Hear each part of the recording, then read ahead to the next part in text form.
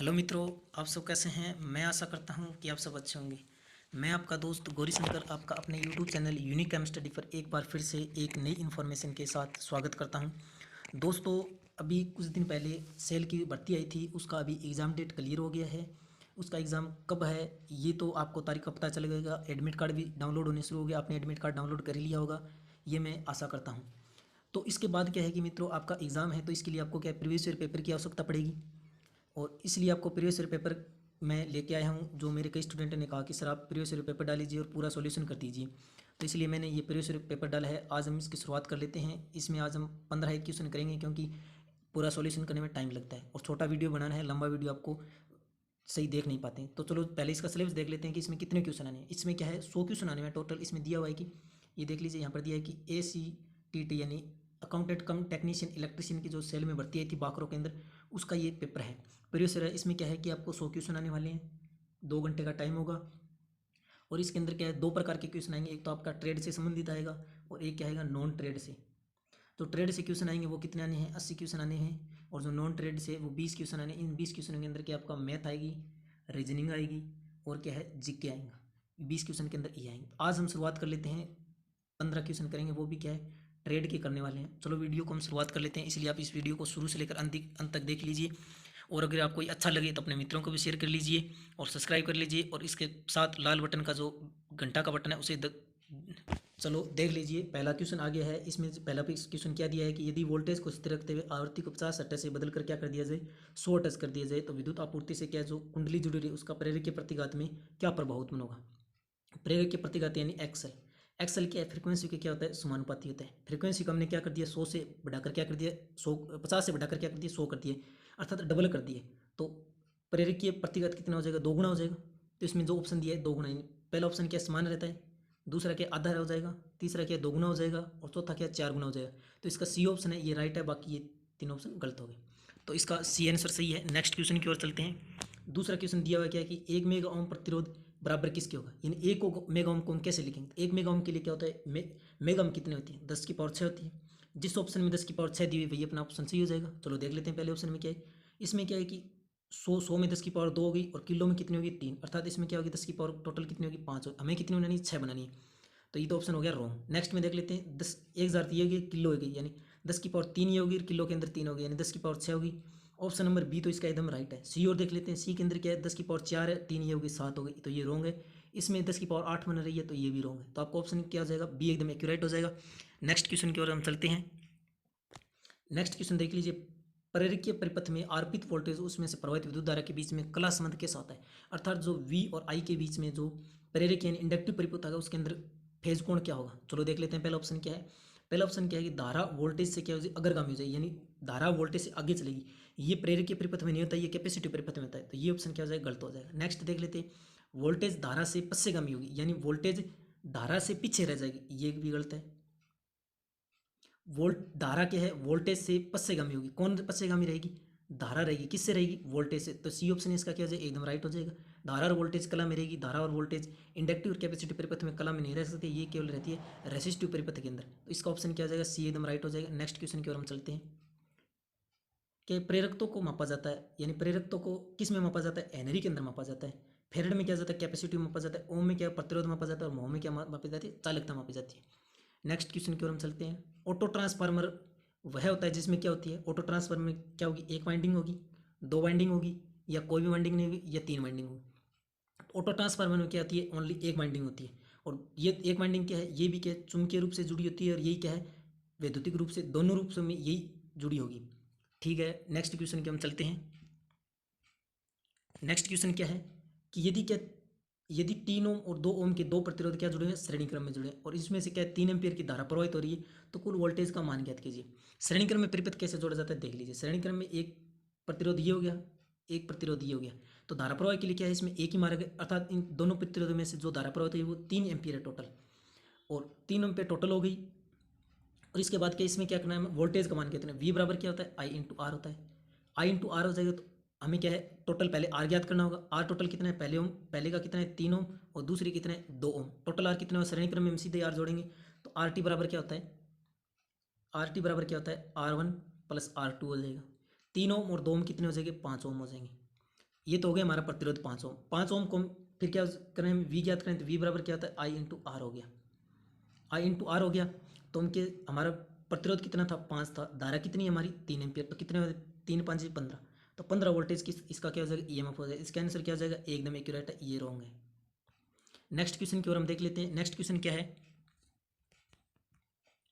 Next question है कि उष्मा का उपयोग किए बिना दो धातुओं को जोड़ने की प्रक्रिया कौन सी है, तो सोल्डरिंग। सोल्डरिंग के अंदर उष्मा प्रक्रिया रिवेटिंग, हाँ ये ऑप्शन एकदम इसका सही है बी। नेक्स्ट क्या है, ब्रेजिंग और वेल्डिंग। ब्रेजिंग, वेल्डिंग और सोल्डरिंग के अंदर हम उष्मा प्रक्रिया द्वारा यूज करते हैं, तो इसलिए इसका आंसर हो जाएगा बी एकदम सही, रिवेटिंग। नेक्स्ट क्वेश्चन की ओर चलते हैं। एसी के आरएमएस मान और सामान्य मान का अनुपात क्या कहलाता है, क्या है कि जो पिक फैक्टर, पिक फैक्टर शिखर मान और क्या है आरएमएस मान का अनुपात क्या कहलाता है, शिखर मान और आरएमएस मान का क्या कहलाता है, पिक फैक्टर कहलाता है, शिखर गुणांक हो जाएगा। इसका सी आंसर सही हो जाएगा। रूप गुणांक विशिष्ट प्रतिरोध नहीं होता है। क्रेस्ट फैक्टर, रूप गुणांक क्या होता है, रूप गुणांक हो जाएगा इसका आरएमएस मान बटे में औसत मान होता है इसका। इसके आंसर बारे में इतनी जानकारी। नेक्स्ट क्वेश्चन की ओर हम चलते हैं। नेक्स्ट क्वेश्चन क्या है, स्क्विरल केज इंडक्शन मोटर में स्लिप रिंग की संख्या होती है। स्क्विरल केज मोटर के अंदर स्लिप रिंग की संख्या कितनी होगी, तो ये आंसर आप बता दीजिए, थोड़ा मैं वेट कर लेता हूँ। तो स्क्विरल केज इंडक्शन मोटर के अंदर क्या है, शून्य स्लिप रिंग की होती है, क्योंकि स्क्विरल केज के अंदर क्या है, स्लिप रिंग की संख्या शून्य हो जाएगी। 1 2 3, ये तीन स्लिप रिंग है ना, ये क्या होती है, स्लिप रिंग इंडक्शन मोटर के अंदर 3 स्लिप रिंगों का यूज किया जाता है। इस क्वेश्चन के बारे में इतनी जानकारी। नेक्स्ट क्वेश्चन की ओर हम चलते हैं। मेगर का उपयोग किया जाता है। मेगर का उपयोग किसको नापने के लिए किया जाता है, विद्युत रोधन को, प्रेरक तो वोल्टेज धारिता को नापने के लिए। तो मेगर का उपयोग मेगा ओम के अंदर प्रतिरोध नापने के लिए उपयोग किया जाता है। ये क्या है, विद्युत रोधन मापने के लिए नहीं, विद्युत जो इंसुलेशन रेजिस्टेंस को मापने के लिए इसका यूज किया जाता है। नेक्स्ट क्वेश्चन की हम और चलते हैं। भारत में 230 वोल्टेज घरेलू एसी सप्लाई में आवृत्ति का मान कितना होता है, 50 हर्ट्ज होता है। इस क्वेश्चन के बारे में इतनी जानकारी। नेक्स्ट क्वेश्चन बड़ा आसान पेपर आया हुआ है। नेक्स्ट क्वेश्चन की ओर हम चलते हैं। प्रतिरोधकता का व्युत्क्रम क्या होता है, तो इसका क्या होता है, चालकता होता है इसका। प्रयासता का क्या होता है, प्रतिबाधा इसका उल्टा होता है जैसे सी में दिया हुआ है। और प्रतिघात इसका नहीं हो सकता, तो इसका आंसर क्या हो जाएगा, ए हो जाएगा। नेक्स्ट क्वेश्चन की ओर हम चलते हैं। 13 नंबर क्वेश्चन क्या, ताप दीप्त लैंप का फिलामेंट किसका बना होता है, तो ताप दीप्त लैंप का फिलामेंट है जो किसका बनेगा, टंगस्टन का बना होता है। इस क्वेश्चन के बारे में इतनी जानकारी। नेक्स्ट क्वेश्चन की ओर हम चलते हैं। किरचॉफ का जो वोल्टेज का नियम है, किरचॉफ का जो वोल्टेज का नियम है किस संरक्षण के बारे में बताता है, तो आवेश संरक्षण, ऊर्जा संरक्षण, द्रव्यमान और फ्लक्स संरक्षण। आवेश संरक्षण के बारे में क्या है, जो किरचॉफ का जो धारा का नियम है वो बताता है, और ऊर्जा संरक्षण के बारे में किरचॉफ का जो वोल्टेज का नियम है वो बताता है। इसका आंसर क्या हो जाएगा, बी एकदम एक्यूरेट हो जाएगा। नेक्स्ट क्वेश्चन की ओर हम चलते हैं। 200 वाट का 200 वोल्ट लैंप का प्रतिरोध कितना हो जाए, तो इसके लिए हम क्या करेंगे, प्रतिरोध ज्ञात करने के लिए जो पी बराबर क्या होता है, वी स्क्वायर बटे में आर, ये संबंध देखेंगे क्यों, हमें क्या करते हैं, आर ज्ञात करना है। आर बराबर क्या हो जाएगा फिर, तो आर बराबर हो जाएगा वी स्क्वायर बटे में पी। इसका मान रख लेते हैं, वी का मान कितना है 200, 200 इंटू 200 बटे में क्या हो जाएगा 200, 200 से 200 को कट कर दिया, कितना बचा 200, तो ये किस में मान होगा 200 ओम। प्रतिरोध पूछा है 200 ओम, 100 ओम रॉन्ग हो जाएगा, अपने कितना कहता है 200 ओम निकाले, तो 200 ओम इसका आंसर क्या जाएगा, एकदम राइट हो जाएगा। एक क्वेश्चन और देख लेते हैं। एक क्वेश्चन और देख लेते हैं, क्या है कि ट्रांसफार्मर में ब्रीदर का कार्य क्या है। ट्रांसफार्मर में ब्रीदर किसके लिए यूज किया जाता है, तो ट्रांसफार्मर में शीतलन के लिए, ऑक्सीजन प्रदान करने के लिए नहीं हो सकता, वाइंडिंग को शीतलन वायु प्रदान करने के लिए नहीं हो सकता, जब बाहर की वायु ट्रांसफार्मर में प्रवेश करती है उसमें नमी के प्रवाह को बाधित करने के लिए तो ब्रीदर का उपयोग किया जाता है।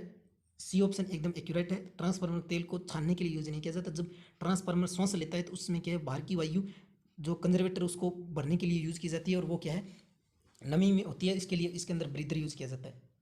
और इस क्वेश्चन का आप एक बताना कि ब्रीदर का नमी ग्रहण और बिना नमी के रंग कैसे होता है, कमेंट कर जरूर बताना। नेक्स्ट क्वेश्चन की ओर हम चलते हैं। निम्न में से कौन सा उपकरण एसी को पावर को डीसी पावर में परिवर्तित करता है। अल्टरनेटर क्या है, गुणन करके एसी उत्पन्न करता है, जनरेटर डीसी उत्पन्न करता है। रेक्टिफायर क्या है, एसी को डीसी बदलने के लिए यूज किया जाता है। सी ऑप्शन इसका सही हो जाएगा। डी क्या है, ट्रांसफार्मर, ट्रांसफार्मर की यूज एसी को कम और ज़्यादा करने के लिए यूज किया जाता है, तो इसका आंसर क्या हो जाएगा, सी एकदम एक्यूरेट हो जाएगा। नेक्स्ट क्वेश्चन की ओर हम चलते हैं।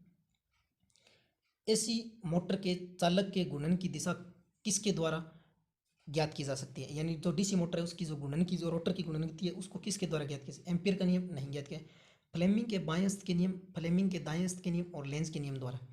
तो मित्रों इस क्वेश्चन के बारे में थोड़ी सी जानकारी आप देख लीजिए। जो फ्लेमिंग का बायां हस्त का नियम है उसके द्वारा मोटर की जो चालक की घूर्णन दिशा को ज्ञात करने के लिए यूज किया जाता है। इसका आंसर तो बी एकदम एक्यूरेट हो गया। इसके बाद देख लीजिए सी ऑप्शन। सी ऑप्शन में क्या, फ्लेमिंग का दायां हस्त नियम। फ्लेमिंग के दाएं हस्त का नियम का उपयोग हम किस में करते हैं, जो जनरेटर होता है इसके अंदर जो उत्पन्न ईएमएफ की दिशा ज्ञात करने के लिए फ्लेमिंग के दाएं हस्त का नियम यूज करते हैं। और लेंज का नियम कहता है कि जो उत्पन्न ईएमएफ की जो होता है वो क्या है, जो आरोपित विद्युत बल के विपरीत होता है। इस क्वेश्चन के बारे में इतनी जानकारी है। नेक्स्ट क्वेश्चन की ओर हम चलते हैं। आज मित्रों हम 20 क्वेश्चन करेंगे।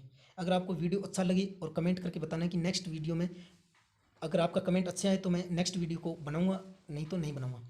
इसके बाद क्वेश्चन नंबर 19 देख लीजिए। 3 फेज स्टार संयोजित सिस्टम में लाइन वोल्टेज का मान फेज वोल्टेज के कितने गुने के बराबर होता है। इसने क्या पूछा है, इसने पूछा है लाइन वोल्टेज। लाइन वोल्टेज क्या होती है, VL बराबर क्या होता है, √3 VP। VP क्या होगी, फेज वोल्टेज। इसने फेज वोल्टेज किससे पूछा है, लाइन वोल्टेज से। तो लाइन वोल्टेज का मान फेज वोल्टेज से √3 गुना अधिक होता है। तो इसका आंसर बी हो जाएगा एकदम एक्यूरेट। नेक्स्ट क्वेश्चन की आज का अंतिम क्वेश्चन है, चलो देख लेते हैं। विद्युत आवेश के प्रवाह की दर को क्या कहता है, यानी I बराबर क्या होता है, Q/T। यही पूछा इसने। आवेश प्रवाह की दर पूछा है तो आवेश प्रवाह की दर क्या हो गया, धारा होगी। तो इसका आंसर क्या हो जाएगा, विद्युत धारा। विद्युत विभव नहीं हो सकता, प्रतिरोध नहीं हो सकता, कैपेसिटेंस नहीं हो सकता। चलो दोस्तों आज के लिए बस इतना ही। और वीडियो प्राप्त करने के लिए हमारे YouTube channel unique M study को सब्सक्राइब कर लीजिए, बेल आइकन को पुश कर लीजिए और अपने मित्रों को इसे जरूर शेयर करना, जिससे कि सभी को ये सेल का वीडियो प्राप्त हो जाए, क्योंकि आपका एग्जाम नज़दीक आ गया है। चलो ओके बाय, चलता हूँ।